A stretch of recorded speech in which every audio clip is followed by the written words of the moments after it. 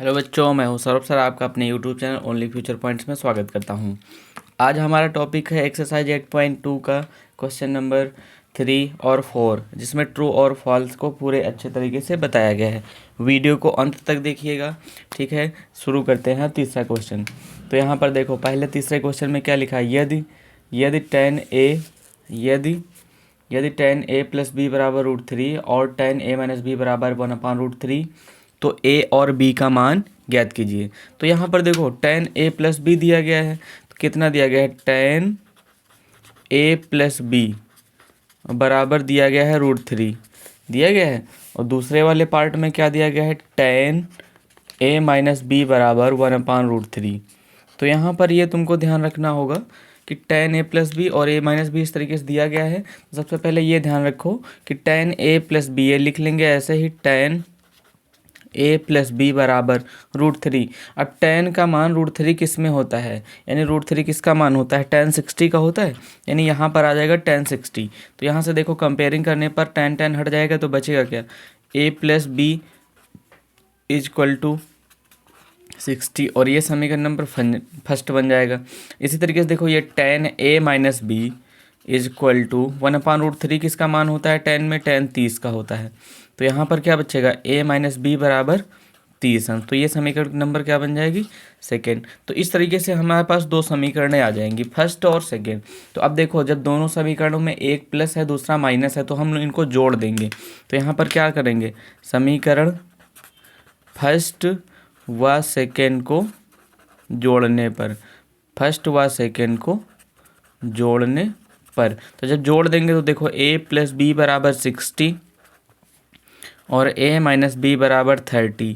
तो यहाँ पर देखो, ये b भी कट जाएगा, a कितना हो जाएगा 2a और 60 और 30 हो जाएगा 90, 2 से काट देंगे तो 45 आ जाएगा। कितना आ जाएगा, 45। तो a बराबर 45 आ गया।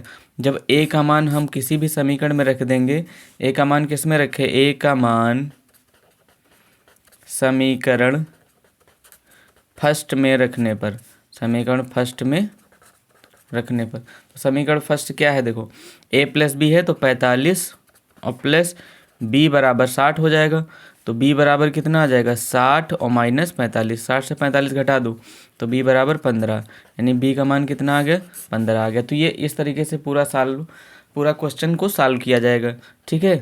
तो ये क्वेश्चन को इस तरीके से पूरा सॉल्व किया जाएगा। इसमें टेन ए प्लस बी बराबर दिया गया है, तो टेन 60 का होता है, टेन ए माइनस बी बराबर टेन 30 का होता है, ठीक है। ये टेन 60 का हो गया, यहाँ पर दोनों समीकरणों को जोड़ दिया जाएगा। तो यानी ए बराबर कितना आ जाएगा, इसमें ए बराबर 45 आ जाएगा, यानी इस क्वेश्चन में ए बराबर 45 और बी बराबर 15, कितना आ जाएगा, 15। ये सॉल्व होकर आंसर आ जाएगा, ठीक है।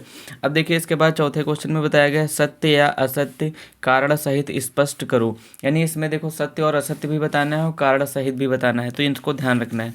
देखिए, पहले वाले में क्या दिया गया है, साइन ए प्लस बी, पहले वाले में दिया गया है साइन ए प्लस बी बराबर साइन ए प्लस साइन बी। तो ये भैया फॉल्स होता है। ये क्या होता है, फॉल्स। क्यों फॉल्स होता है अभी बताएंगे, क्योंकि यहाँ पर ये फार्मूला होता है, न कि साइन ए प्लस बी का वैसे फार्मूला होता है। आगे पढ़ोगे, आगे वाली जब फर्स्ट ईयर इंटर में पढ़ोगे ना, तो इसमें फार्मूले आएंगे, साइन ए कॉस बी और plus cos A sine B. यानी इसको इस तरीके से नहीं ले सकते। देखिए, जैसे साइन 60 लिखा है तो उसको हम 30 + 30 नहीं ले सकते, तो ये गलत होता है, तो ये फॉल्स है, ध्यान रखना।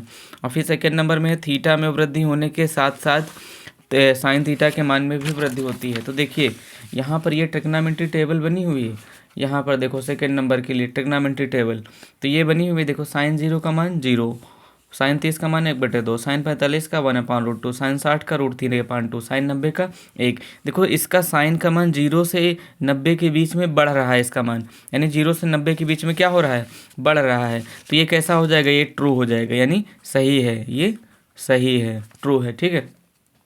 अब देखो, थर्ड नंबर में, थीटा में वृद्धि होने के साथ कास थीटा में वृद्धि होने के साथ कॉस थीटा के मान में भी वृद्धि होती है।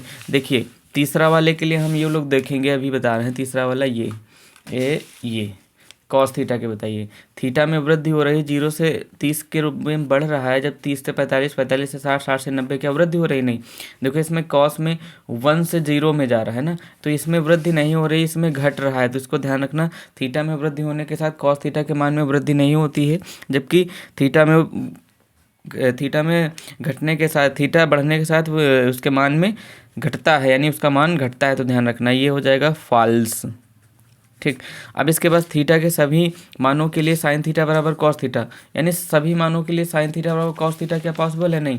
देखो साइन 0 का मान 0 होता है, तो साइन 0, साइन 30 का मान 1/, होता है। हाँ, एक मान है साइन 45, साइन 45 का मान 1/√2 होता है, साइन 60 का मान √3/2 होता है, साइन 90 का मान 1 होता है। तो इस तरीके से हम लोग एक को कह सकते हैं सभी, इस तरीके से हम लोग सभी को नहीं कह सकते, केवल एक को कह सकते हैं, जो कि 45 अंश। 45 अंश पे देखो यहाँ पर थीटा का मान जो है 45 अंश पे बराबर होता है, लेकिन और किसी भी मान पर बराबर नहीं होता, तो ये भी कैसा है? फॉल्स है, ध्यान रखना, फॉल्स। ठीक है, तो ये इस तरीके से होता है। अब यहाँ पर देखो कह रहा है 5वें नंबर पे a बराबर 0, यानी कॉट 0 पूछ रहा है, कॉट 0, और कॉट 0 का मान होता है परिभाषित, होता है नहीं होता? तो इस तरीके से यहाँ पर कॉट 0 पर कॉट a का परिभाषित नहीं है, इसका मतलब ये हो जाएगा अपरिभाषित, तो ये सही है। ये कैसा है? सही है, यानी ये इस तरीके से सॉल्व होगा कि जैसे परिभाषित नहीं है, तो सही बता रहा है क्वेश्चन, ये परिभाषित नहीं है। तो इस तरीके से हम लोगों ने सारे क्वेश्चन को सॉल्व किया। आशा है आपको समझ में आ गया होगा। 5-6 मिनट का वीडियो है, पूरा देखा करो, इसमें बहुत ही अच्छे तरीके से समझाया गया है। पहले क्वेश्चन को सॉल्व कर किया गया और फिर बाद में ट्रू फॉल्स को कारण सहित बताया गया है, तो कारण सहित लिख लेना कि इसमें थीटा में वृद्धि होने के साथ बढ़ता नहीं है, साइन में बढ़ता है, कॉस में नहीं बढ़ता है, थीटा के सभी मान के लिए नहीं, थीटा के किसी भी मान के लिए थीटा बराबर 45 पर साइन कॉस के और टैन कॉट के, उससे कॉस के ये सब मान बराबर होते हैं।